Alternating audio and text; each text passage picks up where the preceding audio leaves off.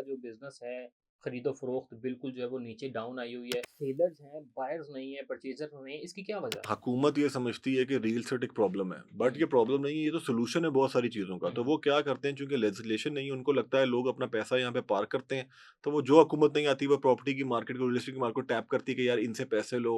यहाँ पे ब्लैक को लोग व्हाइट करते हैं, अपना ब्लैक मनी यहाँ पे पार्क करते हैं, इस पे टैक्सेस लगाते हैं। लोग टैक्सेस देना चाहते हैं, जो खरीदार है, जो इन्वेस्टर है, वो अगर अच्छी जगह पे प्लॉट लेता है, वो कैपिटल कैपिटल गेन टैक्स भी वहाँ पे देना चाहता है। बट हुकूमत को एक पॉलिसी मेकिंग करनी पड़ेगी जो कंसिस्टेंट रहे। होता ये अनफॉर्चुनेटली हर 2-3 साल के बाद हुकूमत चेंज होती है, हुँ, नई पॉलिसी मेकिंग आती है।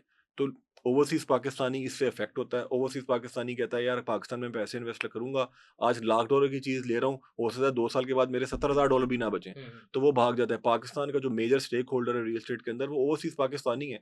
आज हमने उसको डीमोरलाइज़ कर दिया है, वो यहाँ पे इन्वेस्टमेंट नहीं करना चाहता। कितने मेरे रियल एस्टेट के पार्टनर्स हैं, वो मुझे कहते हैं कि हमारा जो ओवरसीज़ क्लाइंट है, वो पाकिस्तान में इन्वेस्ट करने के लिए तैयार नहीं है। वो अपने लिए अब दुबई में, शारजाह में, अजमान में, सऊदी में जो है वो जगह ढूँढ रहा है कि यार हमारी जो करेंसी है वो डिवैल्यू इतनी ज़्यादा हो जाती हुँ, है, तो लोगों को जो है वो प्रॉब्लम हो जाती है।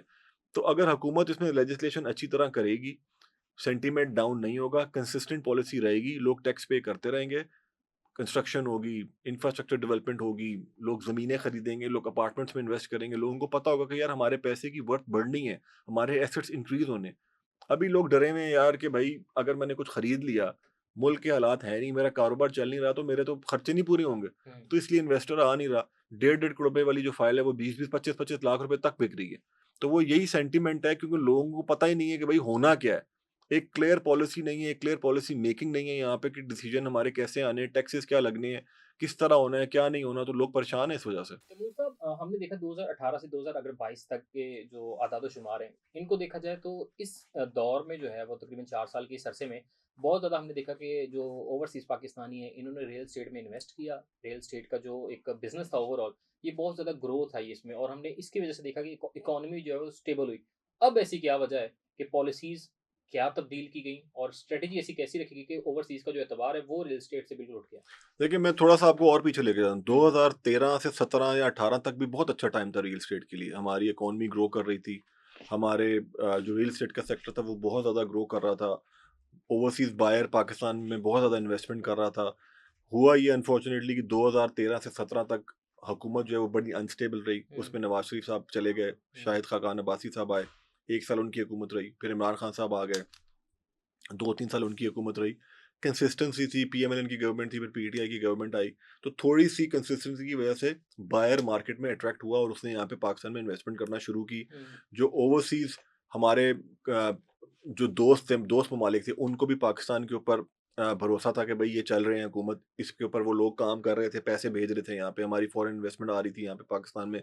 बट अनफॉर्चुनेटली जो 18 से 22 का दौर था, उसमें कोविड भी आया और पाकिस्तान ने बड़ा ग्रो किया रियल एस्टेट की इंडस्ट्री को। हुँ, इमरान खान साहब ने उसको कंस्ट्रक्शन इंडस्ट्री बनाने की कोशिश की।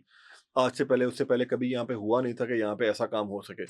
उन्होंने जो है कंस्ट्रक्शन इंडस्ट्री को थोड़ी सी छूट दी, लोगों ने अच्छा पैसा यहाँ पे किया, पैसे कमाए भी, ओवरसीज इन्वेस्टर्स ने अच्छे पैसे यहाँ पे इन्वेस्ट किए। बट जैसे ही उनकी हुकूमत गई, तो करेंसी हमारी डिवैल्यू होना शुरू हो गई। उनके इसकी बेसिक वजह क्या है? कि पॉलिसी में तब्दीली थी या सिर्फ़ उस शख्सियत का चार्म था? देखिए, आई थिंक पॉलिसी की भी तब्दीली थी, हुँ, उसके बाद शख्सियत का भी चार्म था, थोड़ा-सा ओवरसीज़ पाकिस्तानीज़ कुछ नाराज़ हुए। लेकिन देखें, शख्सियत का चार्म बेशक हो, बट जिसके पैसे का नुकसान हो रहा था उसको दुःख तो होता ही है, चाहे जो मर्ज़ी यहाँ पे हुँ, मुल्क में हुँ, बैठा हुँ, हो। हुँ, तो जब इमरान खान साहब की हुकूमत गई, उनके होते हुए ही डॉलर ने जो है थोड़ा-सा डेप्रिशिएट होना शुरू, पाकिस रुपये ने डेप्रिशिएट होना शुरू किया।